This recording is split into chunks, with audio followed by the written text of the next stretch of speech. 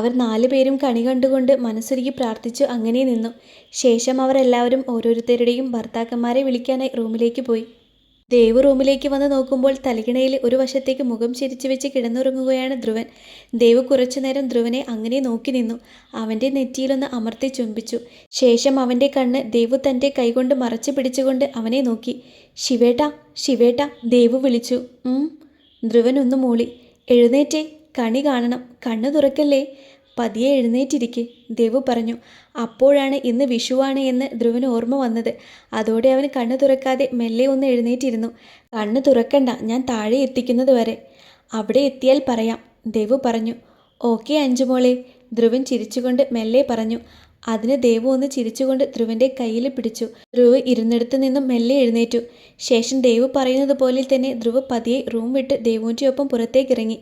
വിന്ദ റൂമിലേക്ക് വരുമ്പോൾ ആദ്യം പുതപ്പൊക്കെ തലയിൽ കൂടെ ഇട്ട് മുഴുവൻ മൂടി പുതച്ചാണ് കിടപ്പ്. വിന്ദ ചിരിച്ചുകൊണ്ട് അവൻ്റെ പുതപ്പെടുത്ത് മാറ്റിയിട്ട് അവനെ അങ്ങനെ നോക്കിയിരുന്നു. ശേഷം അവൻ്റെ മുഖത്തേക്ക് വീണ് കിടക്കുന്ന മുടിയെ എല്ലാം അവൾ കൈകൊണ്ട് ഒതുക്കി വെച്ചു. ദേവേട്ടാ, എഴുന്നേറ്റേ, ഇന്ന് നമുക്ക് കണി കാണണം, കണ്ണു തുറക്കാതെ എഴുന്നേറ്റ് വാ, വിന്ദ പറഞ്ഞു. ഇന്ന് വിഷു ആണല്ലേ. ആദ്യം കണ്ണു തുറക്കാതെ ചിരിച്ചുകൊണ്ട് മെല്ലെ പറഞ്ഞു. അതെ, ഇങ്ങ് എഴുന്നേറ്റ് വന്നേ, വിന്ദ പറഞ്ഞു. വരണോ? കുറച്ചുകൂടെ ഉറങ്ങിയിട്ട് പിന്നെ കണി കണ്ടാ പോരെ? ആദ്യ ചോദിച്ചു. ദേവേട്ടാ, കണി കണ്ടിട്ട് പോയി കിടന്നുറങ്ങിക്കോ, വാ എഴുന്നേക്ക്, വിന്ദ പറഞ്ഞു. അതോടെ ആദി കണ്ണു തുറക്കാതെ മെല്ലെ എഴുന്നേറ്റിരുന്നു. വിന്ദ ആദിയുടെ കയ്യിൽ പിടിച്ചതും അവനൊരു ചിരിയോടെ എഴുന്നേറ്റു. ശേഷം പതിയെ പതിയെ വിന്ദ പറഞ്ഞു കൊടുത്തതുപോലെ റൂമിന് പുറത്തേക്കിറങ്ങി. മീനു റൂമിലേക്ക് വരുമ്പോൾ നല്ല ഉറക്കത്തിലായിരുന്നു സ്റ്റാലിൻ. മീനു അവനെ ഒന്ന് സൂക്ഷിച്ചു നോക്കി. ശേഷം അവൻ്റെ അടുത്ത് മെല്ലെ കിടന്നുകൊണ്ട് ആ ചുണ്ടിൽ ഒന്ന് അമർത്തി കടിച്ചു. സ്റ്റാലിൻ ഒന്ന് മൂളി. ഇച്ചായ, എഴുന്നേറ്റ് വാ, നമുക്ക് വിഷുക്കണി കാണാൻ പോകാം, മീനു പറഞ്ഞു. എനിക്ക് കണി കാണണ്ട മീനു, സ്റ്റാലിൻ പറഞ്ഞു. ഇച്ചായ, കൊഞ്ചല്ലേ, വന്നേ, എഴുന്നേറ്റ് വാ, വിഷുക്കണി കാണാൻ പോവാ, മീനു പറഞ്ഞു. എനിക്ക് നിന്നെ കണി കണ്ടാൽ മതി മീനൂട്ടി, ഇങ്ങു വന്നേ നീ എന്ന് പറഞ്ഞ് സ്റ്റാലിൻ അവളെ പിടിച്ചു വലിച്ച് അവനോട് ചേർത്തു. സ്റ്റാലിൻ മെല്ലെ കണ്ണു തുറന്നുകൊണ്ട് മീനുവിൻ്റെ മുഖത്തേക്ക് അവൻ നോക്കി. അവളുടെ തിളങ്ങുന്ന കുഞ്ഞു മൂക്കുത്തിയിൽ അവൻ ചുംബിച്ചു. ഇച്ചായ, മീനു വിളിച്ചു. എനിക്ക് നിന്നെ കണി കണ്ടാൽ മതി മീനു, നീയല്ലേ എൻ്റെ എല്ലാതും, സ്റ്റാലിൻ മെല്ലെ പറഞ്ഞു. ആണോ? സ്റ്റാലിൻ്റെ നെറ്റിയിൽ മീനു മെല്ലെ ചുംബിച്ചുകൊണ്ട് മെല്ലെ ചോദിച്ചു. അതേലോ, സ്റ്റാലിൻ ചിരിയോടെ പറഞ്ഞു. ഇപ്പോൾ എന്നെ കണ്ടില്ലേ, ഇനി വാ, നമുക്ക് കണി കാണാം, അവിടെ എല്ലാവരും വന്നിട്ടുണ്ടാകും, മീനു പറഞ്ഞു. കണ്ണൊക്കെ അടയ്ക്കണോ മീനു? സ്റ്റാലിൻ ചോദിച്ചു. പിന്നെ കണ്ണടയ്ക്കാതെയാണോ? അതല്ലേ ഇന്ന് വേണ്ടത് ഇച്ചായ, മീനു ചോദിച്ചു. എന്നാൽ വാ, എണീക്ക്, സ്റ്റാലിൻ എഴുന്നേറ്റുകൊണ്ട് മെല്ലെ പറഞ്ഞു. മീനു എഴുന്നേറ്റു. സ്റ്റാലിൻ കണ്ണടച്ചു പിടിച്ചു. മീനു ഒരു ചിരിയോടെ എഴുന്നേറ്റുകൊണ്ട് സ്റ്റാലിൻ്റെ കൈ പിടിച്ചുകൊണ്ട് മുന്നോട്ട് നടന്നു. സ്റ്റാലിൻ കണ്ണുകൾ അടച്ചുകൊണ്ട് ആ റൂമിൽ നിന്നും മെല്ലെ പുറത്തേക്കിറങ്ങി. വേദ റൂമിലേക്ക് ചെല്ലുമ്പോൾ നല്ല ഉറക്കത്തിലാണ് ആകാശ്. അവൾ നിലത്ത് വീണ് കിടക്കുന്ന പുതപ്പെടുത്ത് ഒന്ന് കുടഞ്ഞുകൊണ്ട് കട്ടിലിലിട്ടു. ശേഷം കിടന്നുറങ്ങുന്ന ആകാശിനെ നോക്കിക്കൊണ്ട് ഒരു നിമിഷം അവിടെ നിന്നു. ശേഷം അവൾ കൈകൊണ്ട് ആകാശിൻ്റെ ഒരു കണ്ണു പൊത്തി അവനെ മെല്ലെ വിളിച്ചു. ആകാശേട്ടാ, എണീറ്റേ. വേദ മെല്ലെ അവനെ തട്ടി വിളിച്ചു. വേദക്കുട്ടി. ആകാശ് വേദയുടെ കയ്യിൽ പിടിച്ചുകൊണ്ട് മെല്ലെ വിളിച്ചു. ഏട്ടാ, എണീറ്റേ, നമുക്ക് വിഷുക്കണി കാണാൻ പോകാം, വേഗം വാ, വേദ പറഞ്ഞു. ഓ, അങ്ങനെയൊരു പരിപാടി ഉണ്ടല്ലേ. എന്തിനാ വേദക്കുട്ടി? പിന്നെ കണി കാണാം, ആകാശ് പറഞ്ഞു. പിന്നെ ഒന്നുമല്ല, ഇപ്പോൾ കാണണം, ഇങ്ങ് എഴുന്നേറ്റ് വന്നേ ഏട്ടാ, വേദ വിളിച്ചു. ആകാശ് ഒന്ന് മൂളിക്കൊണ്ട് കണ്ണു തുറക്കാതെ മെല്ലെ എഴുന്നേറ്റിരുന്നു. വേദ ഒന്ന് പുഞ്ചിരിച്ചുകൊണ്ട് ആകാശിൻ്റെ കയ്യിലായി പിടിച്ചു.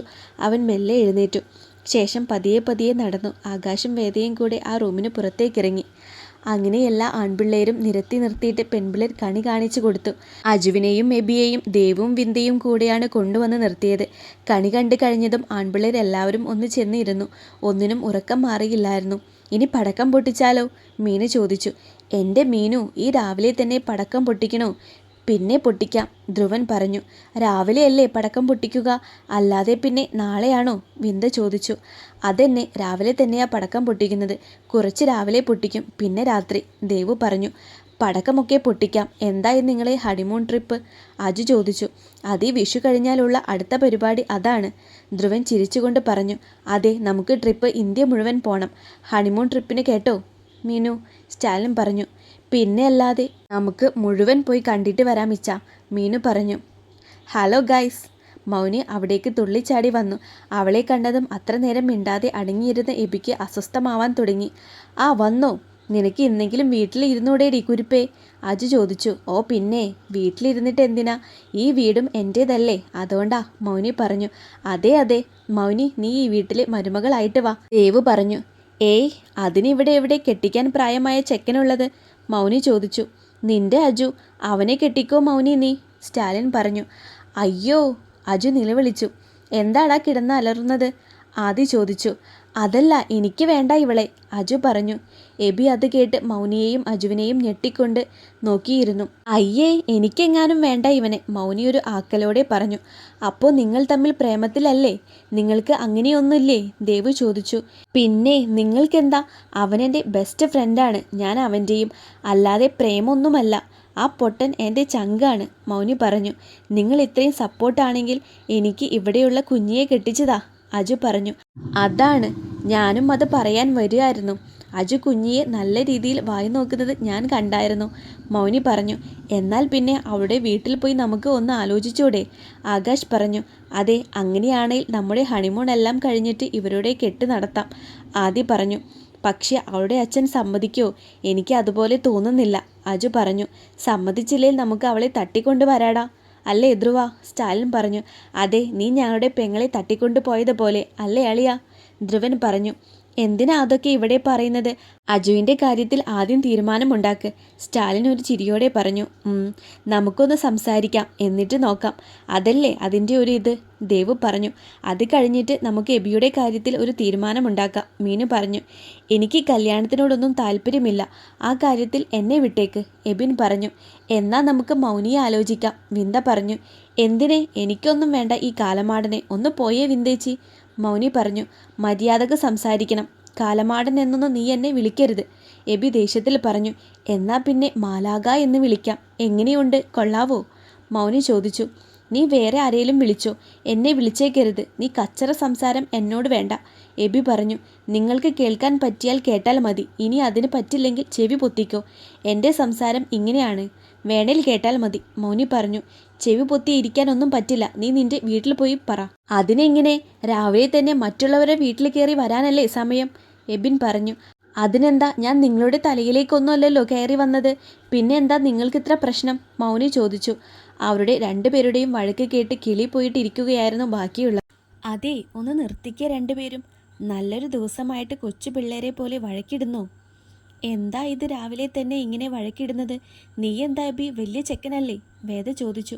ഇവളെ കാണുമ്പോൾ തന്നെ എനിക്ക് കയറി വരും, ഒരു സമയം പോലും മിണ്ടാതെ ഇരിക്കില്ല, കിടന്ന് ചിലച്ചോണ്ടേ ഇരിക്കും, എനിക്കിഷ്ടമല്ല ഇവളെ, ഈ സംസാരം, എബി പറഞ്ഞു. തനിക്ക് ഇഷ്ടമില്ല എന്ന് കരുതി ഞാൻ വായിൽ വിരലിട്ട് മിണ്ടാതെ ഇരിക്കില്ല, പിന്നെ എന്നെ നിയന്ത്രിക്കാൻ നീ വരണ്ട, നീ നിന്റെ വീട്ടിലുള്ളവരെ പോയി നിയന്ത്രിക്ക്, മൗനി പറഞ്ഞു. അടുത്ത നിമിഷം മൗനിക്ക് മുഖമടച്ച് ഒരു അടി കിട്ടി. ഒരു നിമിഷം എല്ലാവരും ഞെട്ടി എഴുന്നേറ്റു. അടി കൊണ്ട് കവിളിൽ പിടിച്ചുകൊണ്ട് മൗനി എബിയെ നോക്കി. അവൻ്റെ മുഖം ദേഷ്യം കൊണ്ട് ചുവന്നു. എബി, നീ എന്ത് പരിപാടിയാ കാണിച്ചത്? എന്തിനാ നീ ആ കൊച്ചിനെ തല്ലിയത്? സ്റ്റാലിൻ ദേഷ്യത്തോടെ ചോദിച്ചു.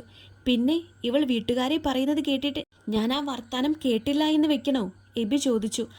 ആദ്യം നീ നിന്റെ ദേഷ്യം നിർത്ത് എബി, ഇത്രയും ദേഷ്യം നിനക്ക് നല്ലതല്ല, ധ്രുവൻ പറഞ്ഞു. ഒരു പെൺകൊച്ചിനെയല്ലേ നീ കൈനീട്ടി അടിച്ചത്? നീ പോ എബി, ആദി പറഞ്ഞു. അതോടെ എബി ഒന്നും മിണ്ടാതെ അവൻ്റെ റൂമിലേക്ക് കയറിപ്പോയി. മൗനി, ദേവു വിളിച്ചു. സാരല്ല ദേവേച്ചി, മൗനി പറഞ്ഞു. മോളെ, ഞാൻ അവന് വേണ്ടി സോറി പറയുക. മൗനി, നീ ക്ഷമിക്കേ, വേദ പറഞ്ഞു.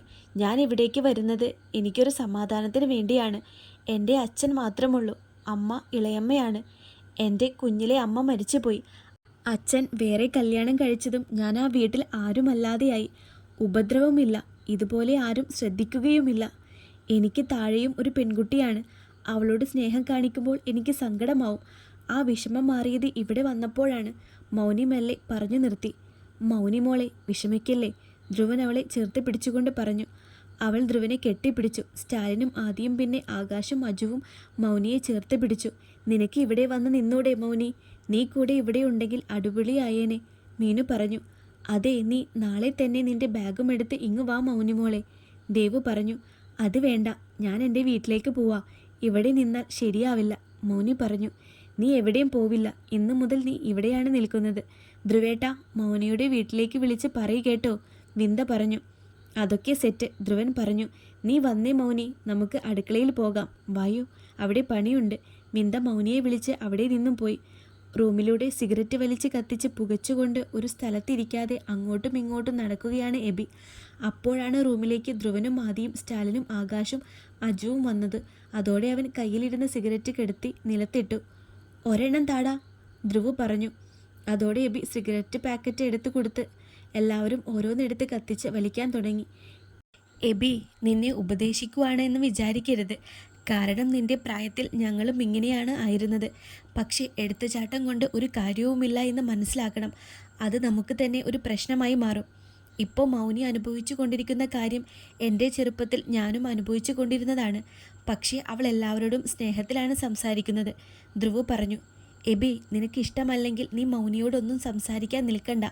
നാളെ മുതൽ ഒരുമിച്ചൊരു സ്ഥലത്ത് ജോലി ചെയ്യാനുള്ളവരാ നിങ്ങൾ. അതുകൊണ്ട് ഇനി നിങ്ങൾ തമ്മിൽ ഒരു പ്രശ്നവും പാടില്ല. അവൾ പാവം കൊച്ചാണ്, സ്റ്റാലിൻ പറഞ്ഞു. ഇനി മുതൽ മൗനിയും ഉണ്ടാകും ഈ വീട്ടിൽ. നീ മൗനിയുടെ അടുത്ത് മിണ്ടിയില്ലെങ്കിലും സാരില്ല, വഴക്കിടരുത്. ആ കാര്യം നല്ലതല്ല, ആദി പറഞ്ഞു. അതുകൊണ്ട് സൂക്ഷിക്കുക. എടുത്തുചാട്ടവും അതുപോലെ ദേഷ്യവും ഒന്നിനും ഒരു പരിഹാരമല്ല, കേട്ടോ എബി, ആകാശ് പറഞ്ഞു. ഓക്കെ ചേട്ടാ, ഞാൻ അവളോട് സോറി പറയാം.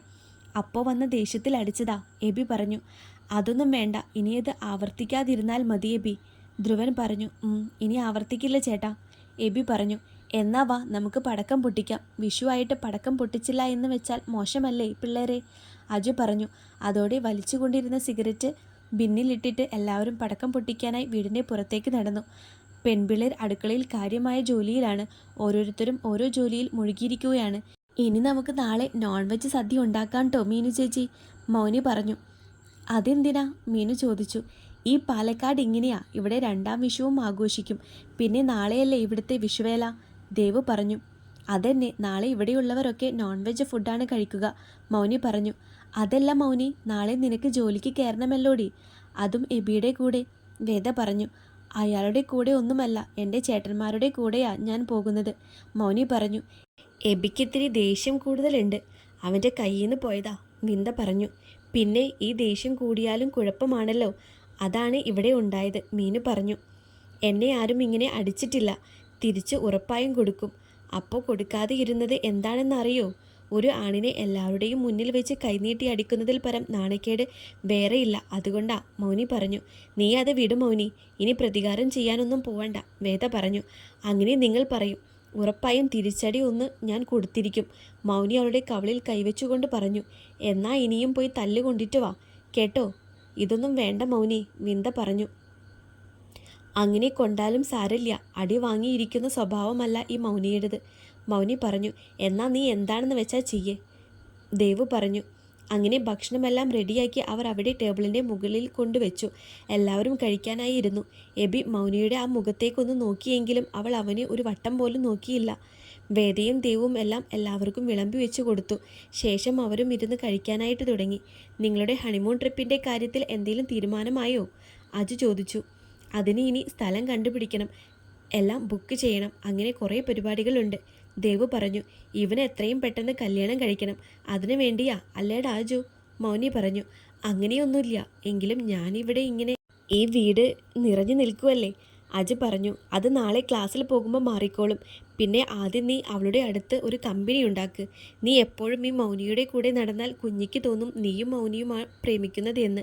അതുകൊണ്ട് അവളെയായി ഒരു കമ്പനി ഉണ്ടാക്കിയെടുക്ക്, ആകാശ് പറഞ്ഞു. അതന്നെയാണ് എനിക്കും പറയാനുള്ളത്. നീ അവളെ ആയിട്ട് ഒരു കമ്പനി ആവ്. അങ്ങനെ കമ്പനി ആവുന്ന ടൈപ്പല്ല കുഞ്ഞി, പക്ഷേ നീ ശ്രമിക്ക്, വായി നോക്കി നടക്കാതെ, മൗനി പറഞ്ഞു.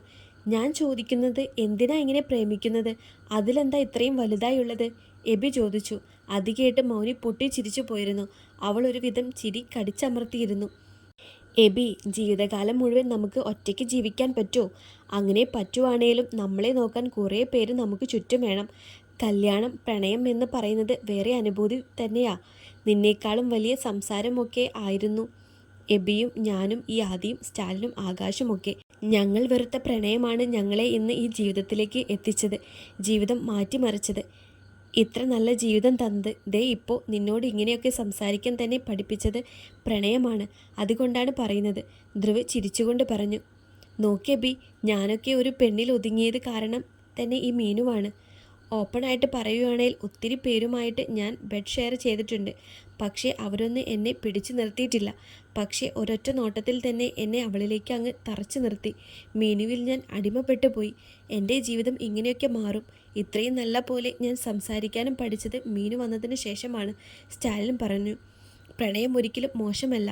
അതിനെ മോശമാക്കുന്നത് പ്രണയിക്കുന്ന രീതിയാണ്, പ്രണയിതാക്കളാണ്, മൗനി പറഞ്ഞു.